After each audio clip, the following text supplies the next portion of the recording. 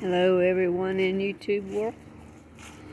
We have a freeze coming, and I don't believe those potatoes have been in there long enough to have anything really on them.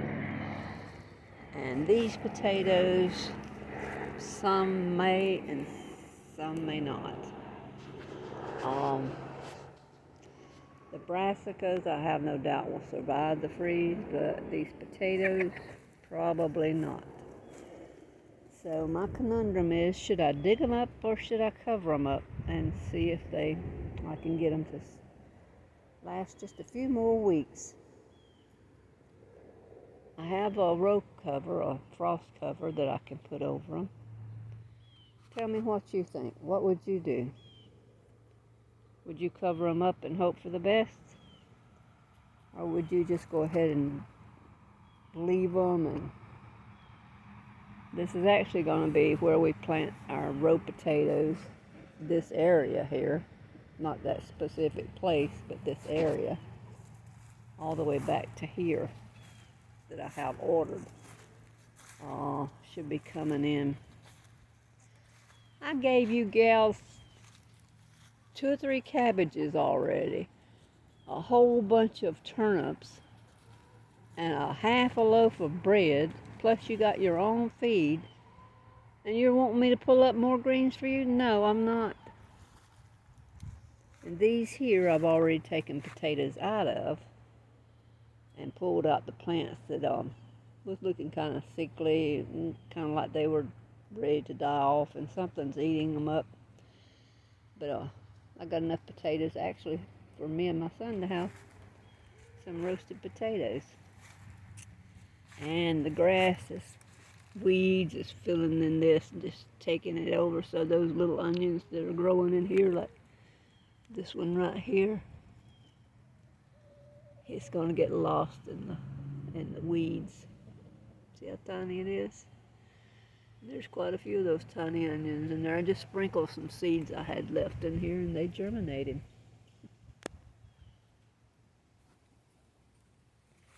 Some of these right here on the very end, my neighbor across the road had bought them from some feed store right around here. I think she said it's Co-op.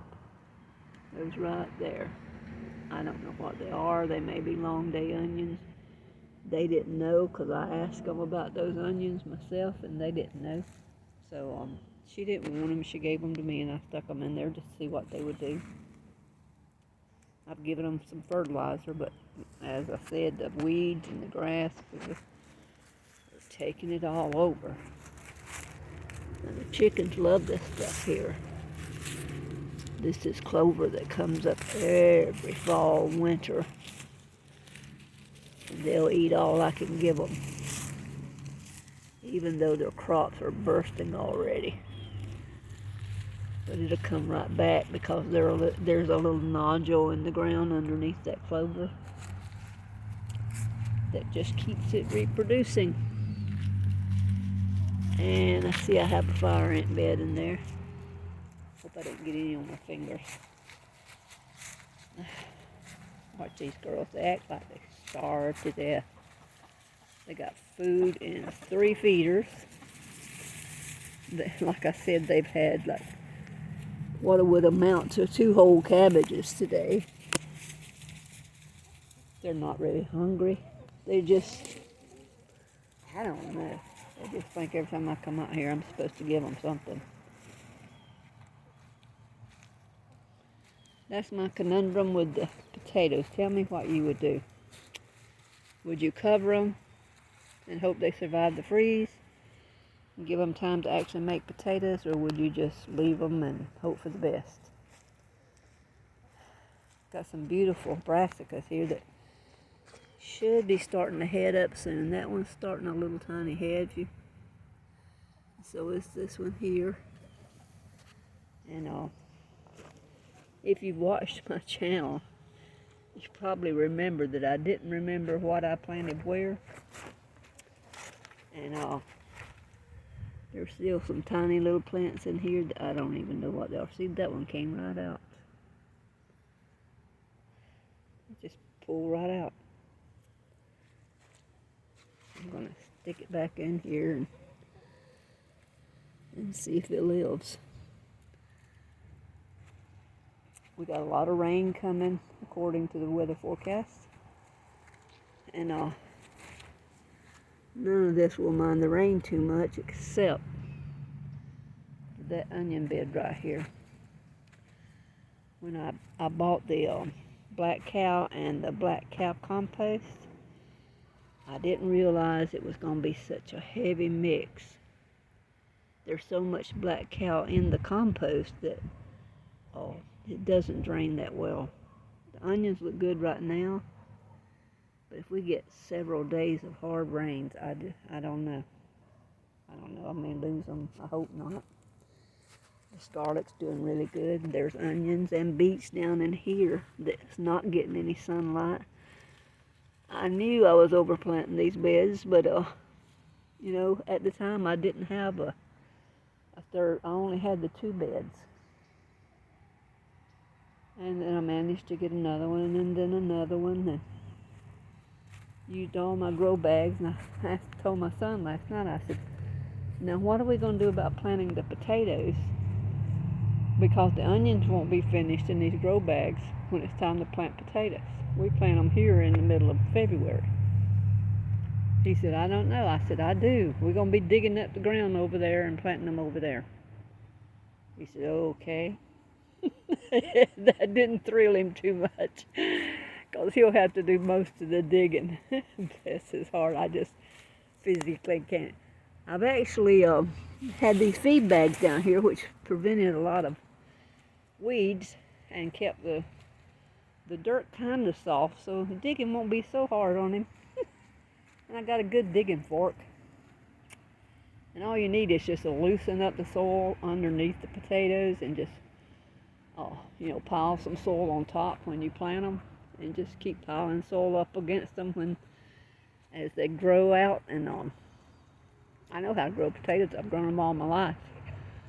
I grew them that was one of my jobs as a child, was planting the potatoes and healing the potatoes and all that. We call them taters down here. So if I don't say it correctly and I say taters, just overlook it. That's just, to us, it's taters. Taters and maters. I know. Southerners shorten everything. But I found out by doing a little research and some reading that the Southern accent actually came, and the way we talk actually came from the aristocracy from England, Wales, and Scotland, and places like that when they came here hundreds of years ago. My little Valencia orange over there that I took the little oranges off from because it was such a twig when I planted it, is blooming. And I could fit a 5-gallon bucket over it, but it's grown about 6 or 8 inches, and I don't know if I'm going to be able to put a 5-gallon bucket over it now and keep it from freezing or not. So we were waiting for the cold weather to come, and it's finally getting here. As a matter of fact, it's quite chilly right now. I'm out here in short sleeves. But this is, I mean, the cold weather hasn't even got here. I'll go ahead and give my girls their fermented grain. I'll show you what that looks like. It's got good probiotics, prebiotics in it, and they love it. Now, when it does get a little yucky like this with the film on top, I will rinse it off and start it in a new bucket. But they know what's coming, and they're ready for it. This just helps keep them warm at night. Also helps their gut stay healthy.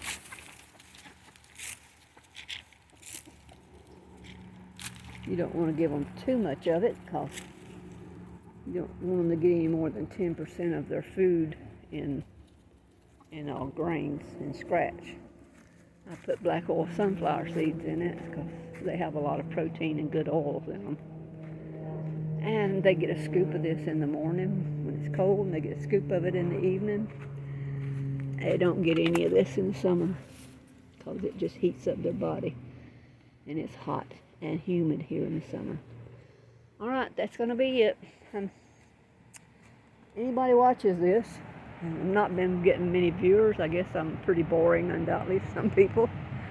I need to pick the rest of the satsumas because that freeze will definitely finish them off.